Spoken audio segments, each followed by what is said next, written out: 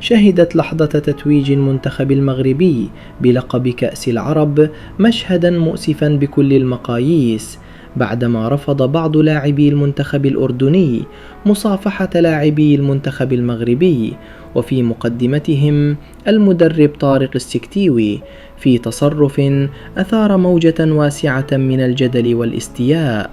هذا السلوك الغريب لا يمكن تبريره بسهولة، إذ يتنافى مع أبسط مبادئ الروح الرياضية والقيم الأخلاقية التي يفترض أن تسود في مثل هذه المناسبات الكبرى، خاصة بين منتخبات شقيقة تجمعها روابط التاريخ والاحترام المتبادل. لكن في المقابل خطف تصرف المدرب المغربي طارق السكتيوي الأنظار، حيث أصر رغم الرفض الواضح وحساسية اللحظة على مصافحة اللاعبين، ممدا يده ومحيا الجميع بابتسامة هادئة، في مشهد عكس أخلاق رجل قبل أن يكون مدربا.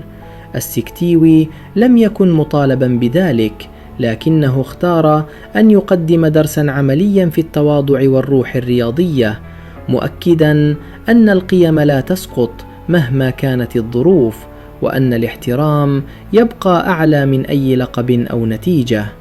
في سياق متصل، لاقت فرحة الجماهير السعودية بهدف المنتخب المغربي تفاعلا لافتا، ولم تكن مجرد فرحة عابرة،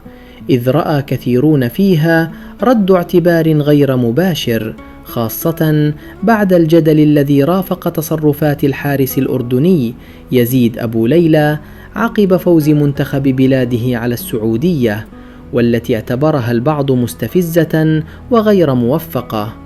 ومع تصاعد ردود الفعل، خرج صباح اليوم لاعب المنتخب الأردني سليم عبيد ليقدم اعتذارا رسميا عما حدث،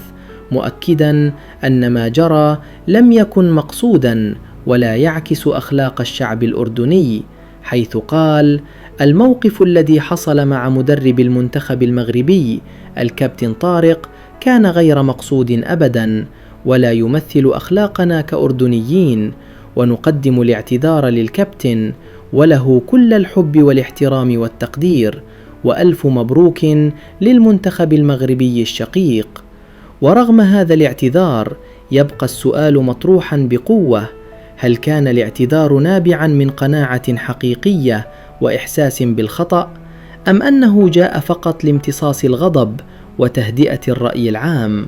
سؤال ستجيب عنه الأيام، لكن ما يبقى ثابتا أن تصرف طارق السكتيوي سيظل مثالا يحتذى به في الأخلاق الرياضية، ورسالة واضحة بأن التواضع يرفع صاحبه قبل أي لقب.